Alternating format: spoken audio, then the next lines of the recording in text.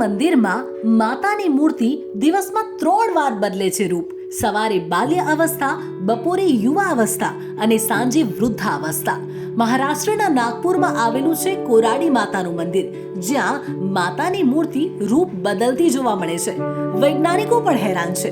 જો તમે વહેલી સવારે આ મંદિર પહોંચશો તો તમને માતાની મૂર્તિ જોઈને એવું લાગશે કે માતાજી તેમની બાલ્ય અવસ્થા એટલે કે બાળપણના રૂપમાં છે.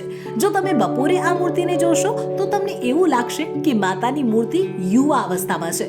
પરંતુ જો તમે માતાજીની આ મૂર્તિને સાંજના સમયે જોશો તો તમને સ્પષ્ટ દેખાશે કે આ મૂર્તિ વૃદ્ધ રૂપમાં છે, એટલે કે વૃદ્ધ સ્ત્રીના રૂપમાં છે.